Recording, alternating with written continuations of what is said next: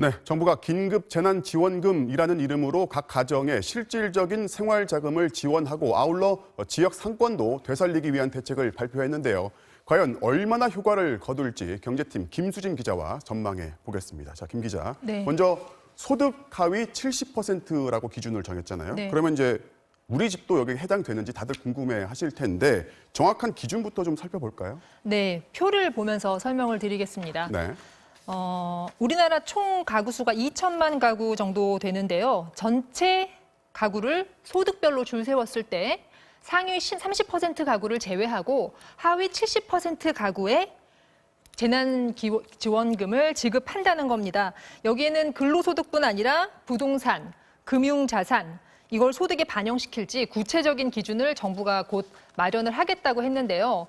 2018년 기준으로 참고로 말씀드리면 하위 70%에 해당하는 중산층 기준은 4인 가구 소득 712만 원입니다. 자, 그리고 오늘 발표 이전에요. 정부에서 이제 취약계층 대상으로 이제 지급하겠다고 했던 지원금이 있어요. 그러면 네. 그것도 받고 오늘 발표한 이것도 받고 그럼 중복 지원이 가능한 거죠? 네, 중복 지원이 가능합니다. 지난번 편성한 1차 추경 예산안에 따라서 기초생활수급자와 차상위 계층 168만 가구의 소비 쿠폰이 지급이 되는데요. 네. 4인 가구 기준으로 최대 140만 원입니다.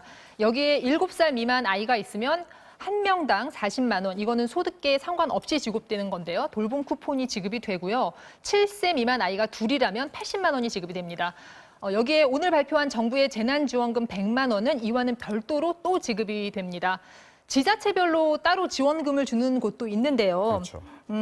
지자체 여력에 따라서 긴급 재난지원금에 포함을 시킬 수도 있고 아니면은 추가로 지급을 하지 않을 수도 있습니다. 자, 중요한 건요. 오늘 대책이 과연 이제 시기적으로나 규모, 양적으로나 시적절하고 충분한가? 이게 중요할 텐데 평가들은 어떻습니까? 일단 경제단체들은 환영의 뜻을 내놨고요. 정치권을 중심으로는 여전히 전 국민을 대상으로 지급을 했어야 한다. 이런 주장이 있는 것도 사실입니다. 제가 오늘 통화한 경제학자들은 대부분 정부가 지금보다 더 적극적으로 재정을 투입해서 경제 위기를 돌파해야 한다고 지적을 했는데요. 실제로 미국의 경우를 보면요. 재난수당 지급을 포함해서 2조 2천억 달러, GDP의 11%에 해당하는 부양책을 내놨고요. 독일은 GDP의 30%에 해당하는 1조 유로 1,344조 원이나 됩니다. 세계 최대 규모 부양책을 추진 중입니다. 반면에 우리나라는 132조 원, 소상공인 대출, 이런 지원 프로그램 다 합쳐서 한 거거든요. GDP의 7% 수준에 그치고 있습니다. 국채 비율도 보면 우리나라는 42%로 경제개발협력기구 OECD의 110% 평균에 비해서 적은 수준이어서 네. 더 투입할 여력이 있다. 이런 평가가 많고요. 이런 점을 의식해서 정부도 앞으로 더 추경을 편성할 가능성이 있다고 오늘 열어놨거든요. 앞으로 미국 경제 등 세계 경제 충격에 따라서 추가 지원 얘기가 계속 나올 것 같습니다. 네, 잘 들었습니다. 지금까지 경제팀 김수진 기자였습니다.